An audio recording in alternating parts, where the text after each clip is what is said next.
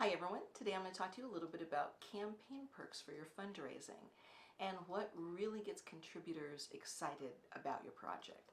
So the one thing that I would say you need to do first off is definitely not offer perks that cost a lot of money to ship. Um, for instance, posters. It seems like a really cool perk, but they have to be in special containers that you have to pay for that container, and then you have to pay for the postage. Not such a great perk because you're spending at least $10 to ship that poster. And if someone only, say you're asking $25 for that perk, suddenly you only have $15 left for you. Then there's the platform fees and all that. So not such a great perk. So just keep that in mind. The most perks that you can do without having to mail them, the better. Now, with that being said, I have actually put perks out there where people got things and I did need to mail them to them, but they were very, very stylized and specific to the film. So for instance, on our recent film Turnover, we offered cutting boards. Those were really cool, got a lot of response with those. And also aprons, cooking aprons, because people really like that. So the aprons we can throw in like a little, priority envelope or even a regular envelope and have standard postage. But the cutting boards were a little bit more. We ended up giving most of those away to people in person. But again, trying to stay away from that is the best thing. So what I like to do on any campaign I'm working on is I like to try and focus on digital perks. That's anything that you can provide or deliver that doesn't require any postage. So for instance, a lot of our perks that we give are signed posters, signed cast photos, signed scripts. Those are things that you can download and have that cover image on them.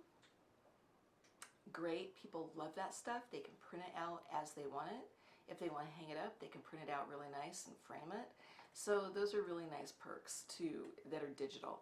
Also, screensavers for people's computer if they're really into whatever the topic is.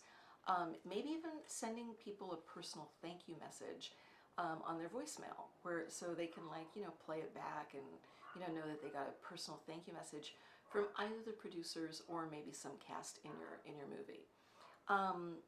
Another one that's really cool is virtual set visits. Maybe you set up a camera where people can log in and see certain parts of the actual filming process. That's very unique.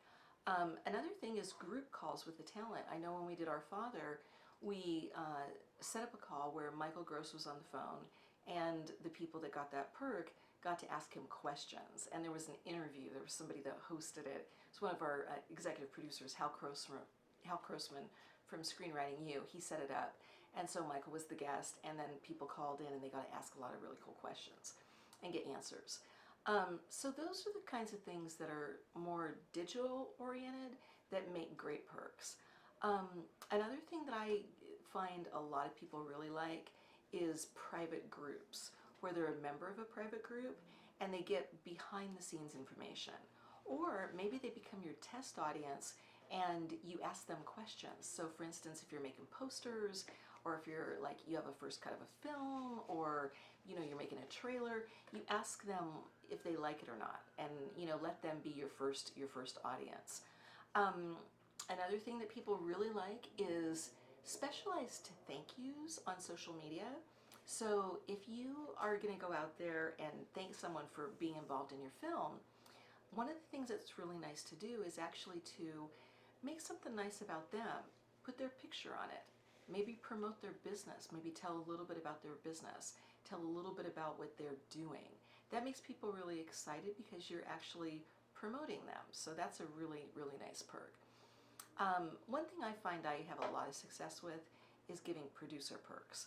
So, the one thing I can do for sure is make sure people get a credit on IMDb, the Internet Movie Database, and so they can have like an associate producer credit, co-producer credit, executive producer credit, and that helps them build up their IMDb profile.